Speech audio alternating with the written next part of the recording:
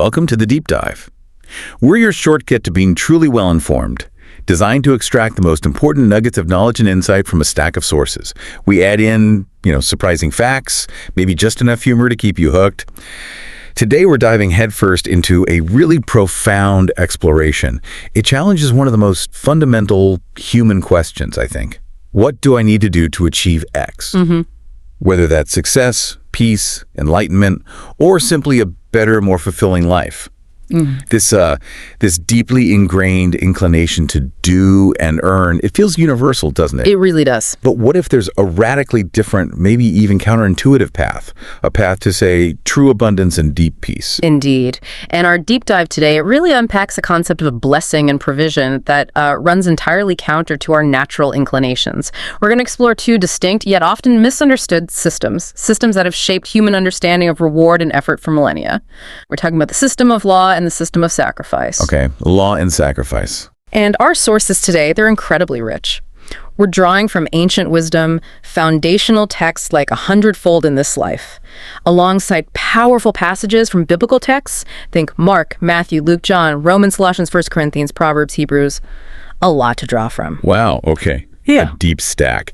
And our mission for you, the listener, is to unpack this kind of revolutionary idea. Yeah. The idea that true overflowing abundance, profound peace, maybe they aren't earned through endless effort or, just being a really good person. Right. Not through striving. Instead, maybe they flow from understanding and operating within a system of sacrifice and grace, where perhaps surprisingly, losing might actually mean gaining a hundredfold. It's a total paradigm shift. So prepare to have some deeply ingrained assumptions about effort, reward, and maybe even loss profoundly challenged. Okay, let's unpack this core human inclination, asking, what must I do? It's so fundamental, isn't it? How we approach almost everything in life. From when we're kids, we're basically taught, effort leads to reward. Work hard, get good results. That's absolutely right. And the sources, they clearly lay out this natural human tendency. I mean, just think of the daily questions people bring to you, or maybe the questions we ask ourselves when things get tough. How can I stop worrying? What should I do to fix my difficult marriage? How do I deal with this persistent financial struggle? What steps should I take to achieve, spiritual enlightenment? Right, the how-to for everything. Exactly. The underlying assumption, the kind of silent premise in nearly every one of these questions is always, tell me what to do and I can do it. Give me the checklist, give me the steps, and I'll execute it. I'll get the right result. We assume ability follows instruction. And what's fascinating, and maybe a bit frustrating, is when you actually tell someone, okay, just don't worry, or just trust God, they often look at you like you're crazy. They say, but how do I do that? I can't just flip a switch. It sounds easy, but it feels impossible. Precisely. And that right there reveals a fundamental disconnect, a flaw within that whole doing framework. We ask what to do, assuming if we just have the right instructions, our ability will magically follow. Yet when given what seems like a simple solution, like don't worry, people often find themselves utterly unable to execute. Yeah, the intention is there, but the power isn't. Right. This inability highlights the inherent flaw in relying solely on our own effort. It's the difference between intention and actual capacity within a purely doing framework. Our will might be strong, sure, but our inherent ability to perfectly perform or control our internal states, our emotions, our anxieties, it's deeply limited. So if that's our natural default setting, this doing and earning thing, where did it originate, especially in the context of these ancient texts? Is it just a modern problem? Oh, it's ancient. Deeply ancient. Our sources explain that in various ancient wisdom traditions, and specifically in these biblical texts we're looking at, God originally presented humanity with what seemed like two distinct paths, but they were intimately intertwined. Okay, two paths. On one hand, there was the law. You could call it the Torah in Hebrew tradition. This path fundamentally focuses on human action, on perfect adherence. It's the path of doing.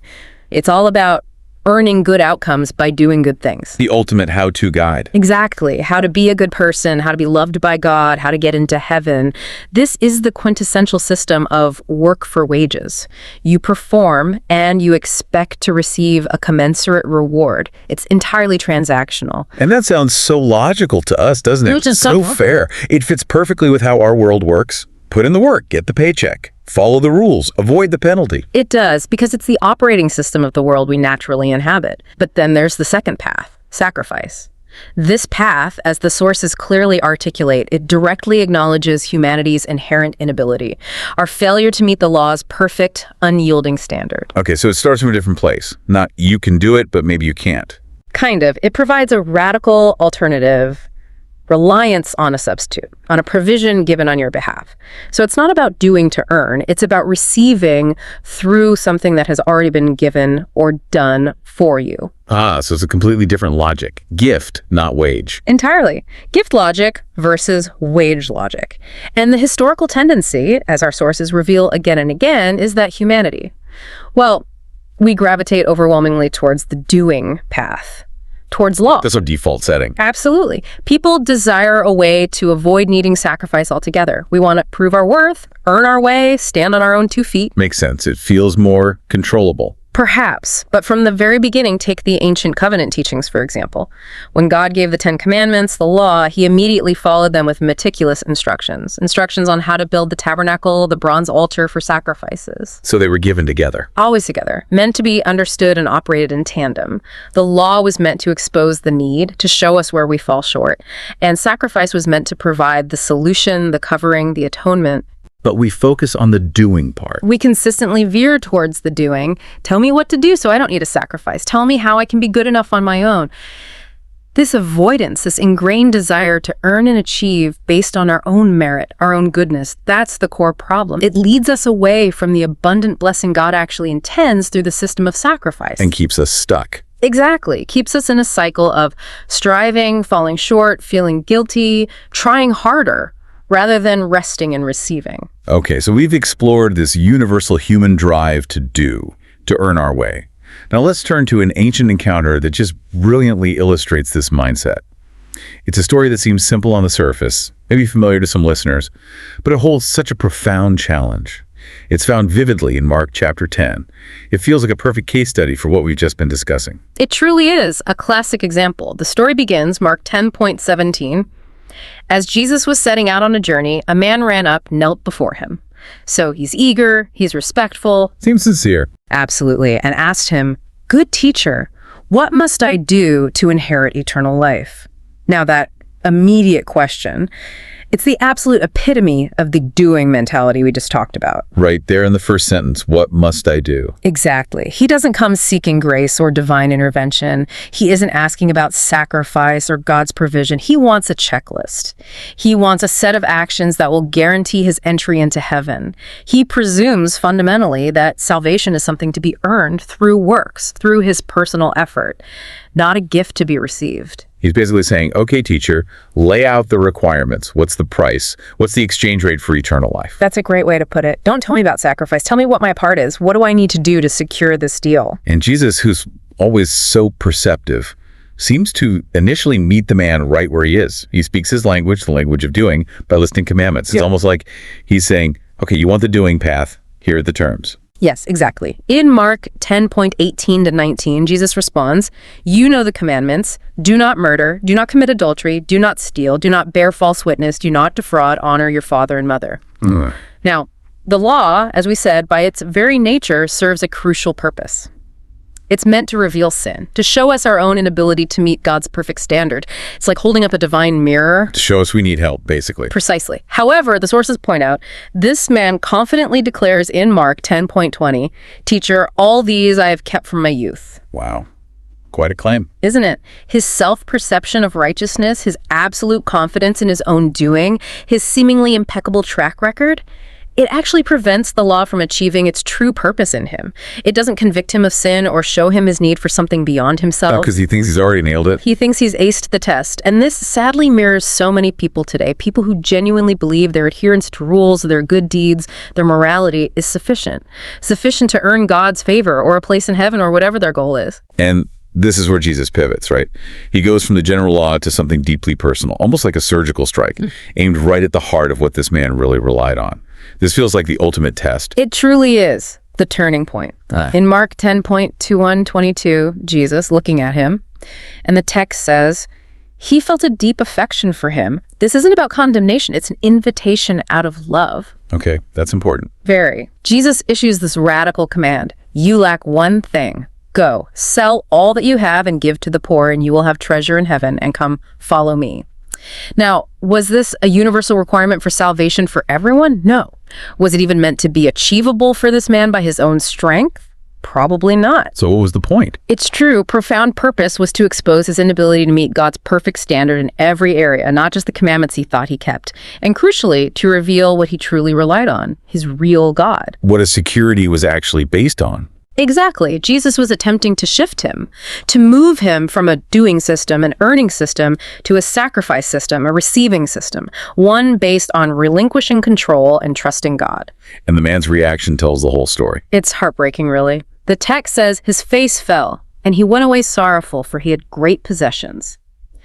That reaction immediately, powerfully, and sadly demonstrated his deep reliance on his wealth, his utter inability to truly surrender, to relinquish control. The cost was too high for him.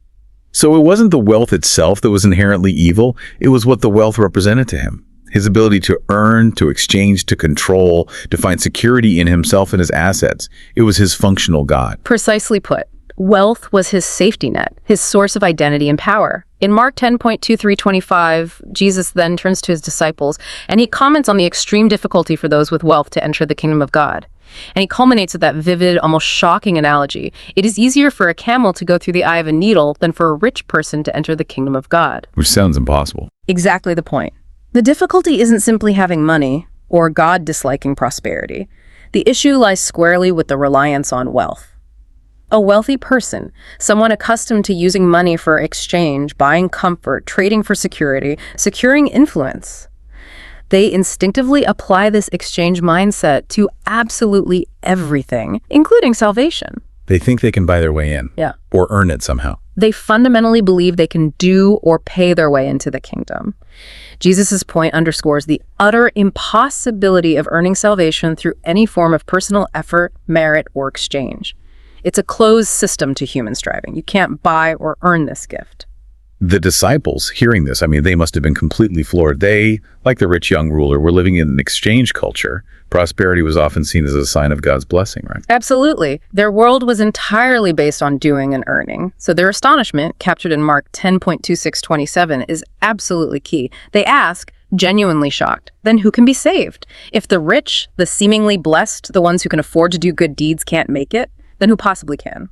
It shatters their whole worldview. Completely. This question highlights the universal misunderstanding of salvation as a gift. In a culture so deeply ingrained in work for wages, do this, get that, no one could fathom a truly free, unearned path. Their minds just couldn't process it. It's like trying to explain quantum physics to someone who only knows basic arithmetic. Agrees. Yeah, pretty much. Their culture, much like ours in many ways, was so steeped in merit-based thinking that a truly free gift was incomprehensible, almost offensive even. So what's Jesus' answer? His profound, liberating response points the way. With man, it is impossible. Okay, acknowledging their shock. But not with God, for all things are possible with God. This points directly, unequivocally, to the necessity of a divine intervention, a system entirely beyond human capability and effort. So it sets the stage. Perfectly. It sets the stage for the revelation of salvation through sacrifice. The system where God does what is impossible for us precisely because we simply cannot do it ourselves. Okay, so what does this all mean for us? Because when Jesus talks about receiving 100-fold for what's given up, that sounds an awful lot like an exchange, doesn't it? It's so easily misunderstood, especially with our built-in exchange mindset. It's clearly not about getting 100 mothers back if you leave your mother. Right. Yeah. Yet we so often try to apply that transactional logic to this radical promise. You've hit on a truly critical point, and it's one that Peter, bless his heart, demonstrates perfectly right after this exchange. Yeah. Right after Jesus speaks of the impossibility for man, Peter, who's still clearly operating from that transactional, okay, what do I get for this mindset, he boasts in Mark 10:28, look, we have left everything and followed you. Basically saying, we did it, we passed the test, the rich guy failed, now where's our reward? Precisely. Peter's statement implies, we've done our part, Jesus. We've made our sacrifices. Now what's our reward? What's our payment? What's the 100-fold look like for us? Jesus' initial challenge to leave everything was meant to reveal human inadequacy, the need for total reliance. Yet Peter thinks he has achieved this by his own efforts. He's still missing the deeper point about reliance on sacrifice, not personal achievement. He's still stuck in the earning framework. Totally. He's looking for the hundredfold as a direct, literal payment for his actions, a kind of divine payback for services rendered. And then Jesus gives this incredible promise, which, yeah, on the surface can absolutely sound like that literal exchange, reinforcing our natural inclinations. Yes, in Mark 10:29-30, Jesus responds, "Truly I say to you, there is no one who has left house or brothers or sisters or mother or father or children or lands for my sake and for the gospel." Okay, so defining the leaving. It's for his sake and the gospel's. Crucial distinction. Who will not receive a hundredfold now in this time, houses and brothers and sisters and mothers and children and lands, with persecutions? Whoa, hang on. With persecutions.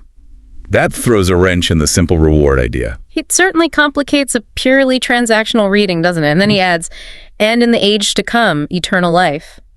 And it's important to note, as you look at the sources, Luke's parallel version in Luke 18:29-30 specifically adds wife to the list of things relinquished. Ah, okay. And this missing spouse in Mark's account, according to our sources, led to a pretty fascinating personal story from the speaker. It seems like a real aha moment. It absolutely was. When I first encountered Mark's account of this promise and I saw that wife wasn't listed among the things we'd receive back a hundredfold, I actually almost instinctively breathed a sigh of relief. Understand. So I thought, see, Jesus values marriage too much to ask for that kind of sacrifice. It's the one thing maybe that's off limits. It was my own human transactional mindset desperately trying to make Jesus's radical teaching fit my comfort zone, my expectations of what felt reasonable to give up and what didn't. Trying to find a loophole. Pretty much. But then when I later discovered the parallel passage in Luke, which does include wife in the list of things relinquished to receive a hundredfold, well, it hit me like a ton of bricks. Because the literal interpretation becomes absurd. Completely absurd. My literal quantity-based interpretation, the idea of sacrificing one wife for 100 wives or one set of parents for 100 parents, is clearly ridiculous. And the same applies to money or property. It's not about getting 100 literal houses for the one you notionally gave away. That literal interpretation is a direct byproduct of the exchange mindset that we're naturally inclined towards. And it entirely misses the profound point Jesus is actually making. That's an incredible shift in understanding. So if a hundredfold isn't a literal quantitative return, what is its true meaning? How do we grasp this profound promise without falling back into that transactional trap? Right. The hundredfold is emphatically not a literal quantitative return of 100 times the same item. That's the key takeaway. Instead, it refers to a supernatural increase in quality, abundance, and restoration in this life, right now. Quality, abundance, restoration. Okay. It means that what was seemingly lost or what was problematic or burdensome in the old law system, it gets transformed and amplified by divine grace when it's brought fully into the sacrifice system. Can you give an example? Sure. Let's say you relinquish a difficult, troubled relationship for Jesus' sake, meaning you stop trying to fix it in your own strength. You hand over your worry, your striving about it to him. You don't magically get 100 new, better relationships. Instead, that original relationship or maybe subsequent relationships in your life are transformed. They become something incredibly rich, peaceful, full, demonstrating a hundredfold quality of peace and connection that wasn't there before. Okay, so it's about transformation, not just multiplication. Exactly. Or if you lose your financial worry by truly trusting God as your source, not just saying the words, you might not suddenly get 100 times the amount you were worried about deposited in your bank account. But your finances become supernaturally abundant, stable, provided for, free from the constant depletion that comes from anxiety and striving. That's a huge shift in perspective. It means we're not just getting more of what we had or even what we expected. We're getting something fundamentally better, something infused with divine quality, maybe. That's it, precisely. Infused with divine quality. This promise unveils two core mysteries we really need to grasp if we want to live this way. First, how do we genuinely relinquish for the Lord? What does that actually look like in practice? Because it's clearly not just about physically abandoning things, as we'll see. It's an internal act of trust. Okay. And second, what does hundredfold in this life truly signify in terms of real flourishing and blessing? It's about a spiritual, emotional, relational, even physical compensation that far, far exceeds any material calculation. It transforms areas of loss and scarcity into areas of unprecedented gain gain an overflowing restoration. A divine upgrade. A divine upgrade, that's a perfect way to put it. Not just more, but better. Okay, so if the hundredfold isn't about literal exchange, but this qualitative, restorative upgrade, what's the core fundamental difference between these two systems, the law and the sacrifice, that actually unlocks this kind of abundance? This really feels like the central pivot point of our whole discussion. This is truly the crux of the matter, you're right. And Jesus himself illustrates it so powerfully, so dramatically in John chapter 10. He declares in John 10:7 and 9, truly, truly, I say to you, I am the door of the sheep. I am the door. If anyone enters through me, he will be saved and will go in and out and find pasture. Okay, Jesus is the door, the way in. The only way in, he implies. But then he goes on to make this really strong statement in verse 8. All who came before me are thieves and robbers, but the sheep did not listen to them. Thieves and robbers. That's incredibly strong language. Who is he actually referring to there, if not literal criminals? It's provocative language, isn't it? The sources explain that those who came before Jesus and are labeled thieves and robbers, they represent the teachings primarily of the law, especially when those teachings were distorted from their original purpose. Think of legalistic teachers, like some of the Pharisees Jesus often debated with. They promoted an exchange mentality. They taught that people must give their efforts, their works, their perfect adherence to rules in order to earn heaven or God's favor. The work for wages system again. Exactly. But the problem was, what people could give their best efforts was never enough. It was insufficient. And these thieves, these legalistic teachings and their proponents, they actually exploited people. They robbed them of their peace, their joy, their true spiritual inheritance by leading them down a path of futility. They promised life, but delivered burden. They use the law to control and deprive rather than guide. Precisely. They use it to control, burden, and ultimately deprive people of the grace God intended. So Jesus, as the door, represents a totally different system then, a different way of access altogether. Absolutely. Jesus, as the door, is the sacrifice system personified. He is the sole, exclusive way in. The teachings of the Pharisees and others who insisted on works for wages, on earning your way, they acted like a barrier, like a high wall blocking true entry into the kingdom, into that pasture he mentioned. So it's a paradox. Trying to earn your way actually keeps you out. It's a profound paradox. Trying to earn through works actually prevents you from receiving the true wage of eternal life, which isn't a wage at all, but a gift. Conversely, Jesus' complete and perfect sacrifice, given freely on our behalf, provides the sole means of access. Access to true life, true pasture, true blessing. He is the path through sacrificial provision, not through human effort or merit. You can't earn your way through that door. Nope. There's no earning your way through that door. It only opens to those who receive the gift. And the contrast between these two systems, the outcome of following each path, Jesus makes that crystal clear too, right? It's not just about different ways in, it's about different destinations. He lays it out with absolute clarity in the very next verse, John 10:10.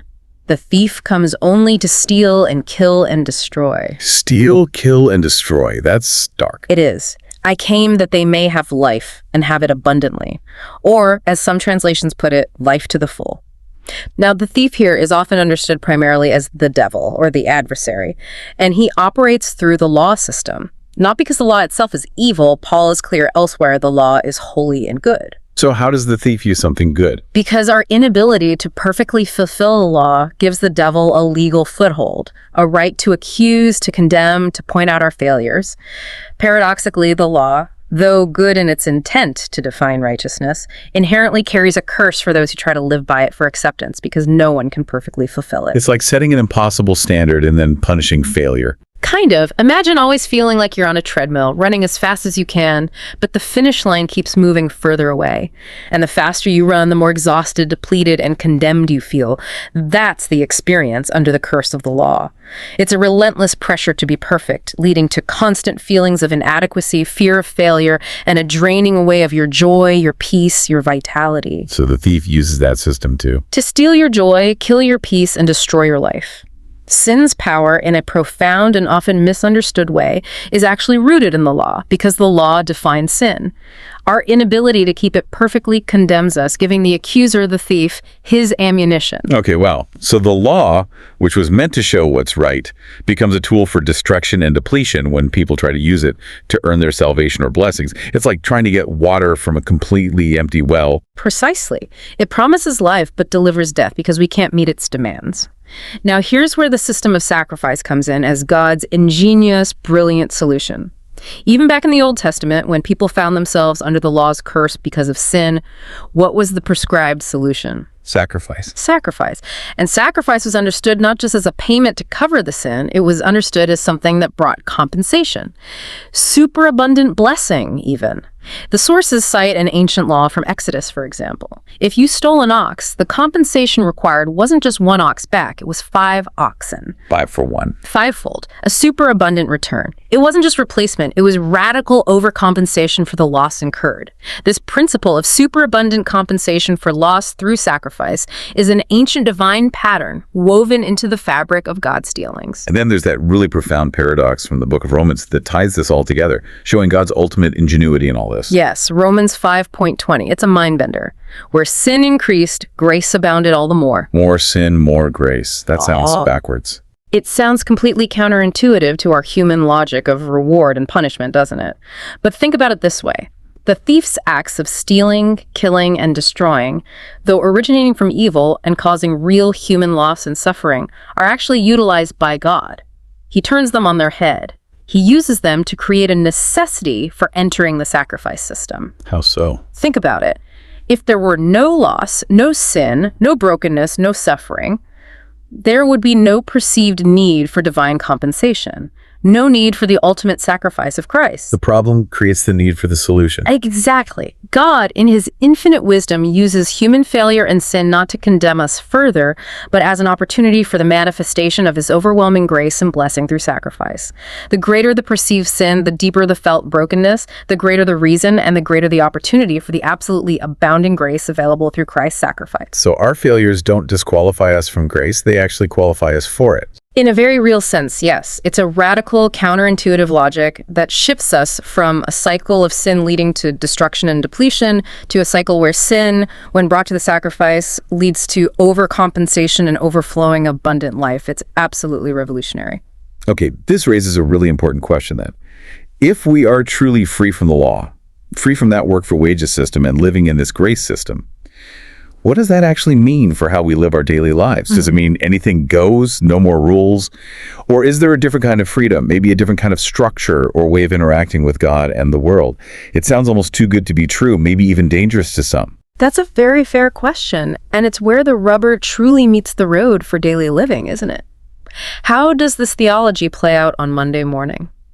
The Apostle Paul, who's a key figure in our sources, directly addresses this very concern.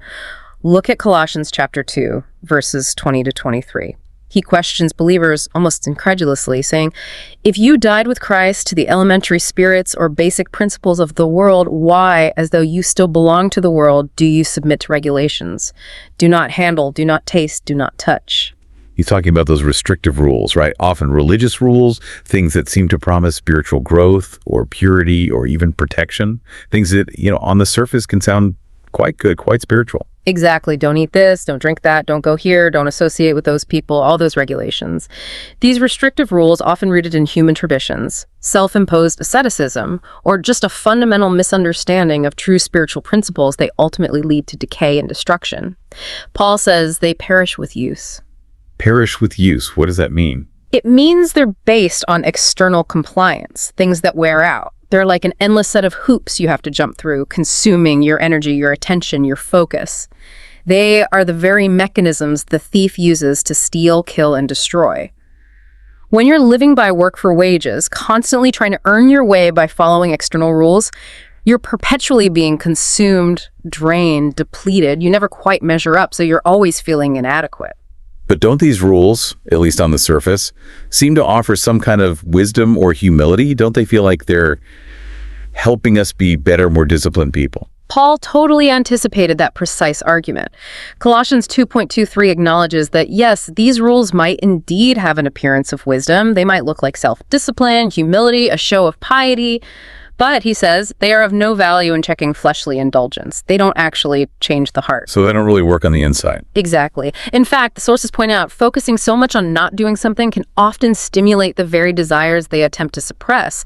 It draws more attention to the forbidden thing. Like telling someone, don't think about a pink elephant. Precisely. The powerful message here is to immediately transition. Shift from the law-based system into the sacrifice-based system of grace, regardless of past mistakes, regardless of how deeply ingrained your doing mindset might be. There is absolutely no benefit, Paul argues, in remaining in self-condemnation or under the heavy burden of external rules. We need to step out of that being stolen from mode and into the being blessed mode right now. Don't wait until you feel good enough. And our sources highlight that one really powerful, maybe divinely appointed way to actively live within this grace system, to continually remind ourselves of this shift, is through something as fundamental as the Lord's Supper or Holy Communion. It's meant to be profound spiritual anchor. God's deepest desire, the sources suggest, is for us to live perpetually within the sacrifice system, basking in His grace, resting in His finished work. When we operate outside of it, when we slip back into the law or works for wages system in our thinking, our lives experience depletion, a draining away. And that's not God punishing us. No, the sources are clear on this. It isn't because God is actively inflicting loss or zapping us for every misstep. Rather, it's because the law itself, as a work for wages system, naturally consumes our life. It consumes our health, our joy, our peace. We are constantly striving, expending energy, never quite earning enough, and thus perpetually being depleted. Our joy, peace, vitality, even our physical health are all being subtly consumed by our efforts to meet an impossible standard on our own. So communion isn't just a memorial ritual then. It's a tangible spiritual means to actively step into and remain in the grace system to counteract that constant depletion. Exactly. The sacred meal, the Eucharist, is presented as a profound spiritual mechanism to anchor us firmly in grace. It carries a mysterious spiritual power to align our minds, our focus, with Christ's finished work. Now, in 1 Corinthians 11, verses 27 to 29, Paul speaks of eating and drinking unworthily. This is a phrase that has caused a lot of misunderstanding, a lot of fear over the centuries. Yeah, people worry, am I worthy enough to take communion? Right. But the sources clarify this. Eating and drinking unworthily doesn't mean having a particular sin in your life that day, or not feeling good enough, or not having confessed everything perfectly. It means failing to discern the body. Discern the body. What does that mean? Failing to recognize the profound significance of Christ's sacrifice, His body broken, His blood shed represented by the bread and wine as the complete and sufficient payment for absolutely everything, past, present, and future. To eat unworthily means approaching the meal still stuck in a works mindset, believing you still need to add something, still need to earn God's favor, still need to clean yourself up first, rather than simply acknowledging and receiving the completed work of Christ. So it's about the mindset you bring to the table. Precisely. When we approach it that way, with a works mindset, we inadvertently remain under the original judgment. Now, that sounds scary, but it's not about God actively smiting you at the communion table. It's the passive, ongoing judgment or consequence of the law system itself, that continuous state of being stolen from, depleted, and under condemnation, because you're operating outside the system of grace. Think of it like trying to draw water from that empty well again. The well isn't actively punishing you, but it's designed to fail you because you're using a faulty system. You stay thirsty. And the consequences Paul describes, as the source points out from 1 Corinthians 11:30, sound very real and tangible. That is why many among you are weak and sick, and a number have fallen asleep, died. That's a really stark warning. It truly is, and it flips our perspective. Weakness, sickness, accidents, even premature death. These are presented as normal outcomes in the world's default law-based system. People just accept them as part of life, the inevitable march of time, bad luck, wear and tear. But for believers, for those consciously living in the grace system, these negative outcomes should be seen as abnormal, unexpected. They should be seen as signals, as opportunities to access supernatural provision and restoration through the sacrifice system. The Christian life, when truly rooted in grace, should move towards strength, not away from it. As Paul himself declared elsewhere, "When I am weak, then I am strong." Because his weakness drove him to rely on Christ's strength. Exactly. Weakness becomes an invitation, a trigger, to immediately turn to Jesus and the sacrifice system for supernatural strength, not a sign that you need to try harder in your own failing power. It's a signal to shift your mindset, your reliance. So examining oneself before communion, as 1 Corinthians 11.28 suggests, It isn't about dredging up every minor sin you might have committed that day, but something much deeper. Precisely. To examine oneself in this context means to check your operating system, to check whether your faith, your core mindset, is genuinely rooted in the sacrifice system and what Christ has done, or if you're still stuck, maybe unconsciously, in the old system of rules and self-effort, focusing on what you must do. Am I trusting his work or my work? That's the core question. If we discern ourselves in this way, if we consciously clarify our position in Christ and his finished work, we avoid falling under that passive judgment or depletion of the law.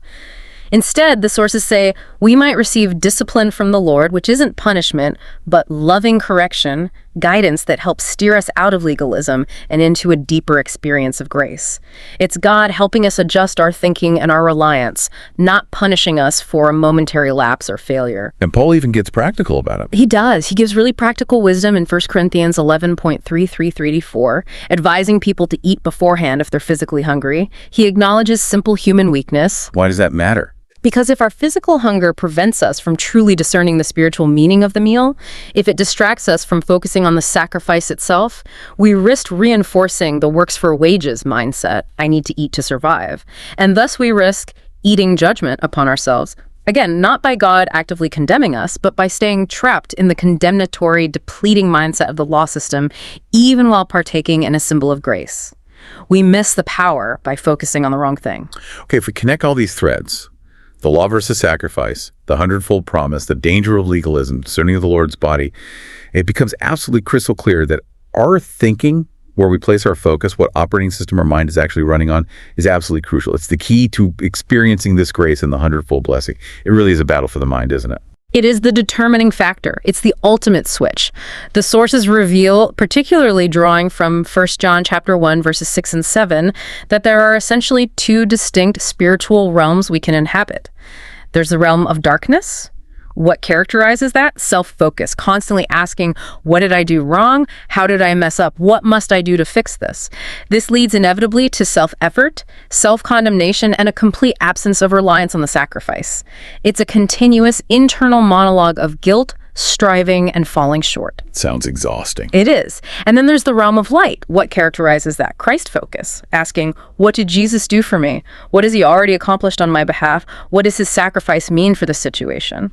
This leads to reliance on his completed work, to forgiveness, and crucially, to continuous cleansing from all sin through his blood. So my mindset, my internal dialogue, literally determines which realm I'm living in at any given moment, and therefore what I experience. That's incredibly powerful. Precisely.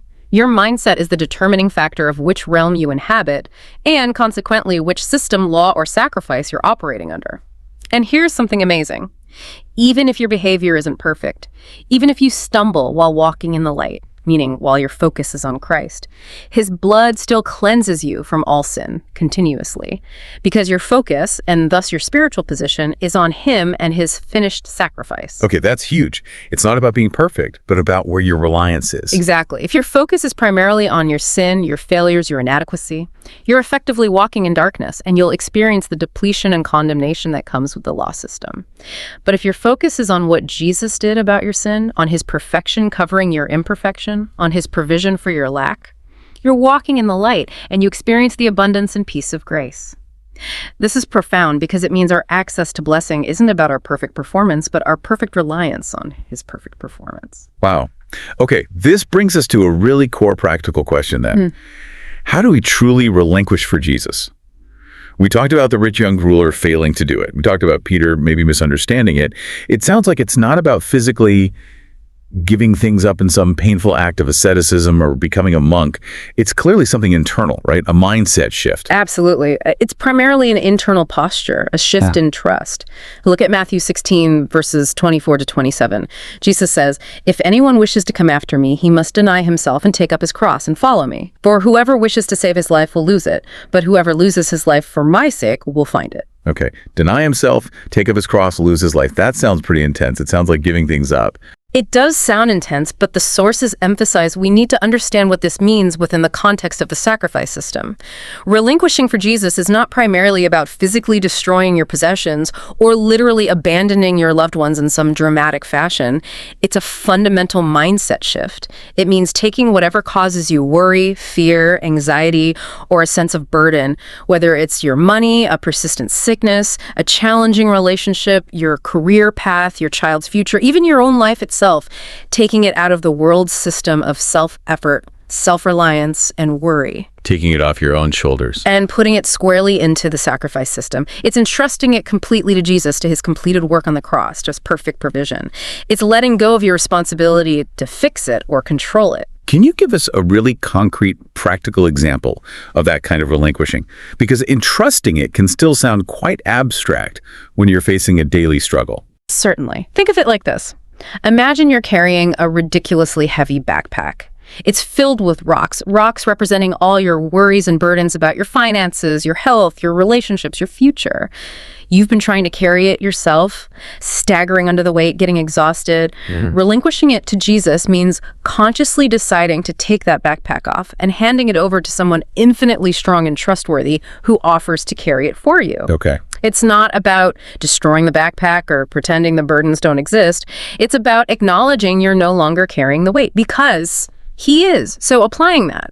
If you say, give money generously to a charity, but then you're still consumed by anxiety about your own financial future, constantly checking your balance in fear, the sources would suggest you haven't truly relinquished your finances to Jesus' provision. You're still mentally carrying that rock. You gave the money but kept the worry. Exactly.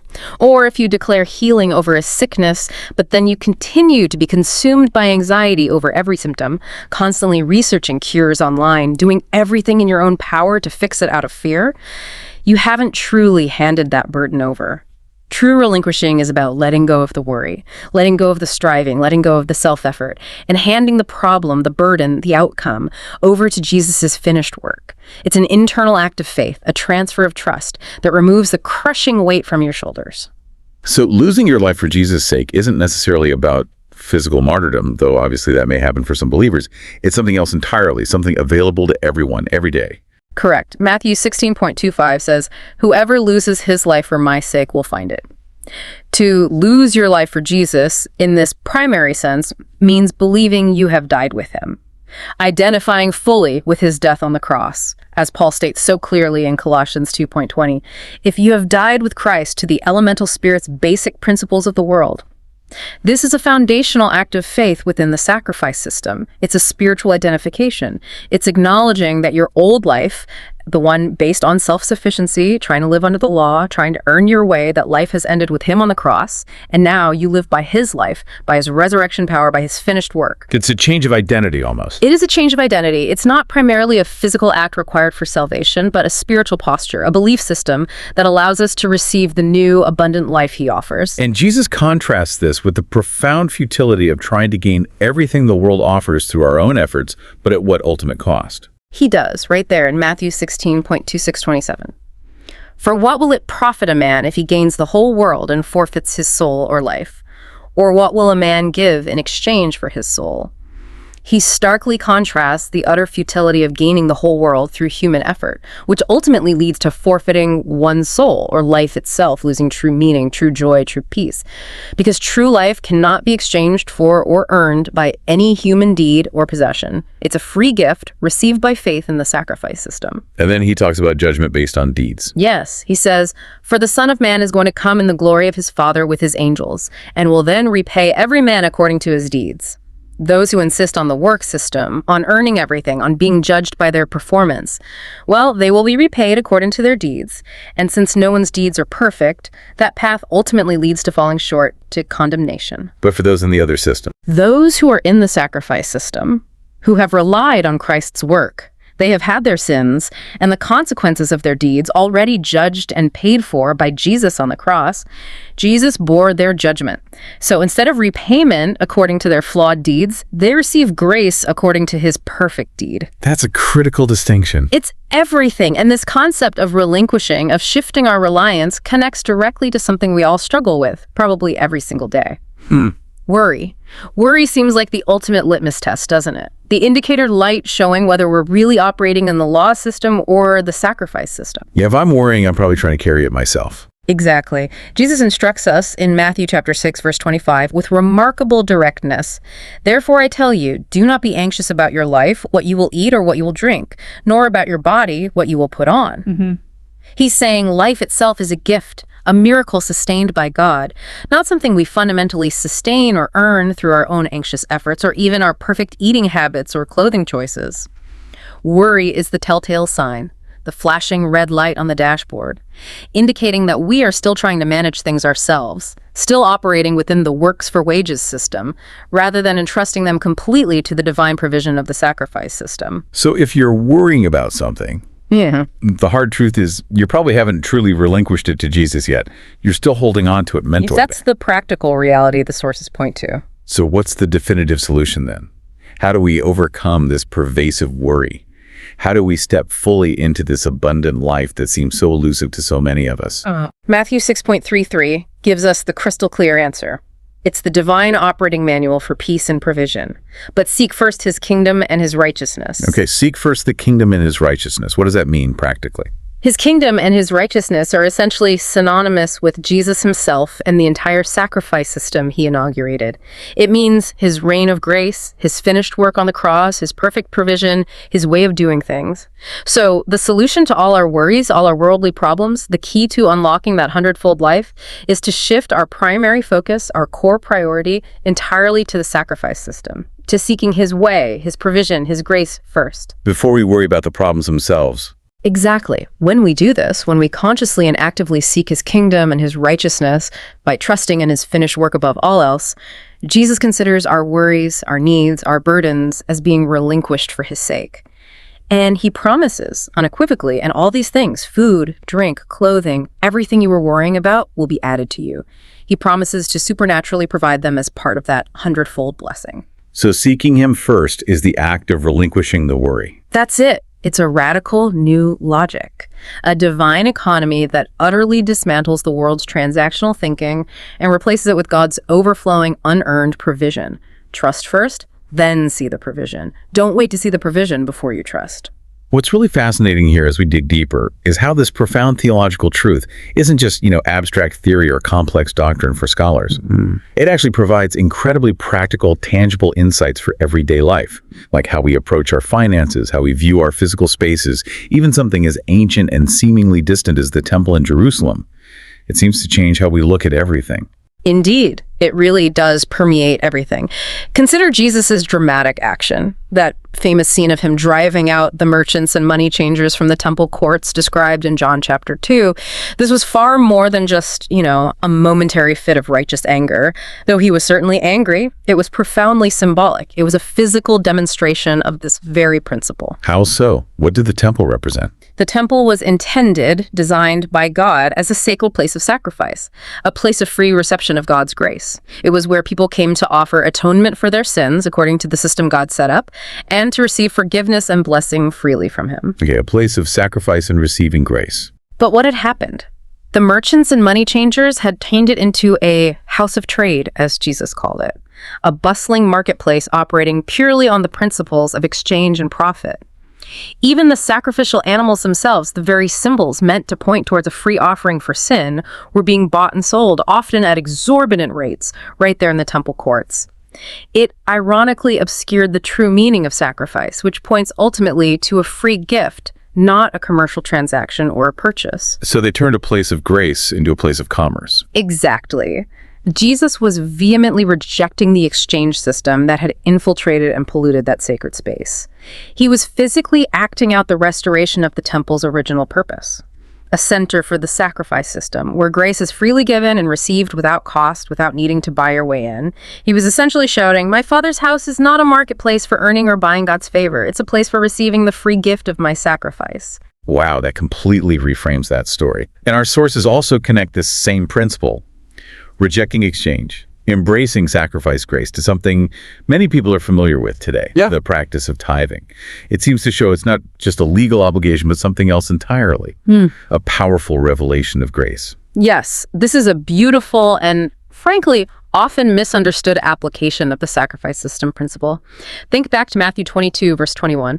The Pharisees were trying to trap Jesus, asking if it was lawful to pay taxes to Caesar. Jesus famously replied, holding up a coin, "Render to Caesar the things that are Caesar's, and to God the things that are God's." Okay, separating earthly and divine obligations. Yes, but the critical insight here, according to the sources, goes deeper than just taxes. It's about your perception of source.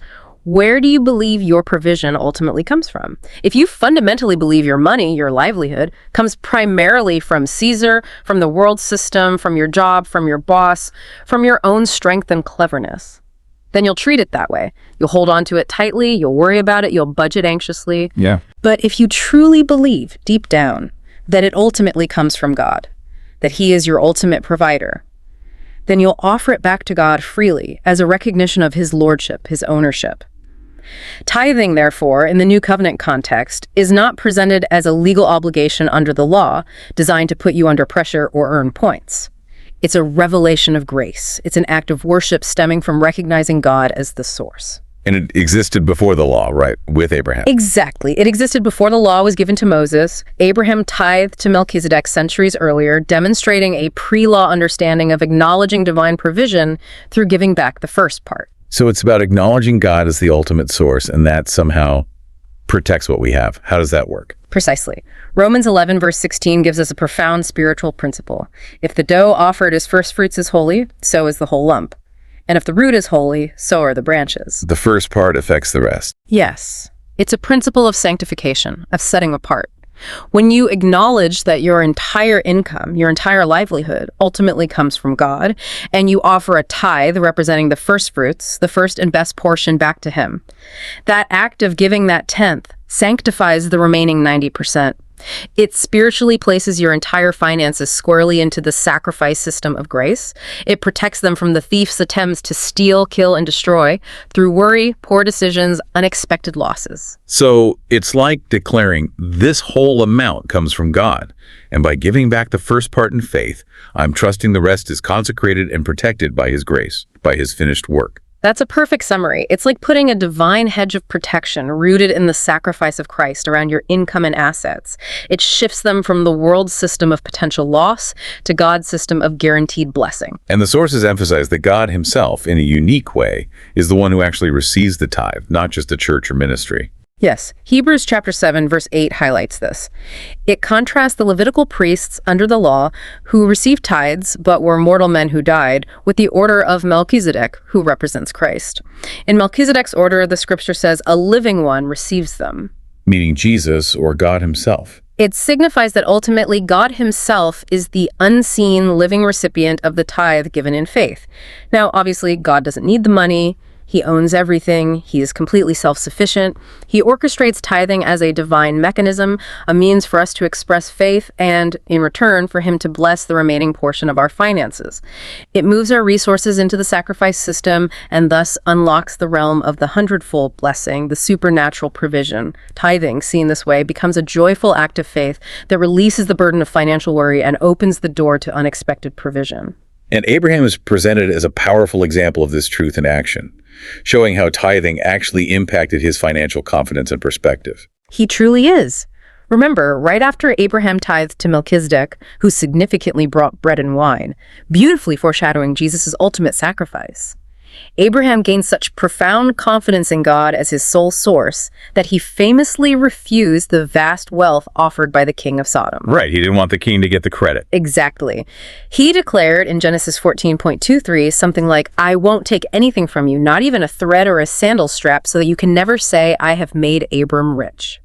This wasn't just about money. It was Abraham demonstrating a deep, settled understanding that his provision came from God through grace, not from earthly kings or worldly systems. He didn't want any confusion about the source of his future blessings. He was operating fully in the sacrifice system. That shift freed him entirely from the exchange mindset in his finances. He knew if God was his source, God would provide, regardless of earthly offers. Absolutely. And this demonstrates a key principle often misunderstood. To him who has, more will be given. Sounds unfair, but in this context, it means the more you acknowledge God as the source of your wealth, the more you live in that sacrifice system through faith and giving. The more God is able to channel blessings and provision into your life, It's about alignment with his system. This all points towards an incredible, really encompassing promise in Romans chapter 8 that seems to bring this entire concept into sharp, beautiful relief. It really does. Romans 8.32 asks this powerful rhetorical question. He who did not spare his own son, but delivered him over for us all, how will he not also with him freely give us all things? If he gave the ultimate gift, why would he withhold lesser things? Precisely. This profound promise operates exclusively within the sacrifice system. While the works for wages system leads inevitably to constant striving, depletion, and ultimately losing what's most valuable, your peace, your health, your joy, your very life, the sacrifice system ensures that God, having already given his most precious, infinitely valuable son, will now freely, generously bestow everything else you need upon you. He won't hold back anything lesser now that the greatest price has been paid. So all other needs are covered by that one sacrifice. That's the implication. And the sources point out something fascinating about the original Greek grammar here. God delivered over his son, that's past tense, a completed historical act on the cross, but he will give, that's future tense, all things. Yet these two actions, the past sacrifice and the future provision, are inherently inseparably linked. It's as if God has already deposited all your future blessings, all your hundredfold compensation in Christ back when he made the sacrifice. They're secured in the past, making them accessible to you now and in the future as you choose to live within the sacrifice system by faith. So it's a completed work that yields ongoing future blessings, access by present faith, access by simply trusting that he has already paid for and provided everything through that one ultimate sacrifice. That is the radical good news of the sacrifice system. Wow. This is a truly transformative way of thinking. It radically redefines how we approach our struggles, our weaknesses, our difficulties. It's not just theoretical anymore. It deeply impacts our lived experience, doesn't it? So what does this all mean for you, the listener, right now, dealing with your own daily challenges, especially those persistent areas of weakness or failure that seem to dog you? This is really where the rubber meets the road for daily living, you're right. How does this play out when you feel weak, when you fail, when life throws insults or hardships your way? The Apostle Paul, who seemed to understand this radical truth of the sacrifice system perhaps better than anyone, declares something astonishing in 2 Corinthians chapter 12, verse 10. He says, "For the sake of Christ, then, I am content with weaknesses, insults, hardships, persecutions, and calamities." Content with insults and calamities. That sounds unnatural, maybe even unhealthy, like he's enjoying suffering. It sounds completely counterintuitive, doesn't it? But Paul's contentment isn't some kind of self-mutilation or spiritual masochism where he gets a kick out of suffering. Not at all. It stems from his profound, settled understanding that Christ had already made the ultimate, perfect sacrifice for every single one of these human sufferings, struggles, and weaknesses. He knew the price was paid. The exchange was made on the cross. So he wasn't just gritting his teeth and enduring it, or pretending these things didn't hurt or weren't difficult. He was actually finding joy and strength in the midst of hardship. How is that even remotely possible for us mere mortals? It's possible because Paul knew the secret. He knew that the very moment he encountered weakness or suffering or persecution, he could immediately bring it into the sacrifice system. How? By entrusting it completely to Jesus' completed work. It wasn't about Paul doing something heroic to fix the weakness or overcome the insult. It was an act of faith, a shift in reliance that instantly transformed the negative into a superabundant blessing. It's like a divine alchemy, an instant flip that inverts all worldly logic. An instant flip. How did that work? Because of the sacrifice, because of the cross, he knew that. His weakness, when handed to Christ, became Christ's strength flowing through him. Insult, when handed to Christ, became God's glory revealed in him. Hardship, when handed to Christ, became supernatural peace flooding him. Persecution, when handed to Christ, became divine protection surrounding him. Distress or calamity, when handed to Christ, became abundance and provision meeting him. Sorrow, when handed to Christ, became profound rest in his sufficiency. It wasn't about Paul trying harder to overcome them in his own strength. It was about allowing Christ's finished work, his sacrifice, to fully compensate for them, to overshadow them, and to completely transform their outcome in his experience. So it's not about trying harder to be strong in our own power or trying desperately to eliminate all our struggles and imperfections. It's about recognizing that true strength, God's strength, comes through acknowledging our weakness and leaning entirely on the completed sacrifice of Jesus. Exactly. It's a complete inversion of the world's logic, and it's a concept woven throughout ancient wisdom, really, the doing system, the law. It's akin to the tree of the knowledge of good and evil mentioned in Genesis. What did that tree do? It made Adam and Eve constantly evaluate themselves, judge good and evil in themselves and others, leading to condemnation, fear, and hiding. It drains us with its impossible standards. Okay, the law system is the tree of knowledge. And the sacrifice system, the system of grace, is the tree of life. Where does true fruitfulness, true strength, true abundance reside? Only there. As Jesus himself said so plainly in John 15:5, apart from me, apart from connection to the vine, the source of life, you can do nothing. Think about it. Trying to not worry through sheer willpower, impossible within the doing system, trying to always rejoice as scripture commands, through personal effort and positive thinking alone, impossible. They feel like commands, but maybe they're outcomes. That's exactly it. They are not behaviors we must strive to achieve through our own strength to earn God's favor. They are results. They are outcomes. They are the natural fruit that grows when we are living within the sacrifice system, when we are abiding in the vine, when we are resting in Christ's completed work. You can't do joy. Joy is the fruit of resting in his grace. You can't do peace. Peace is the fruit of relinquishing your burdens to him.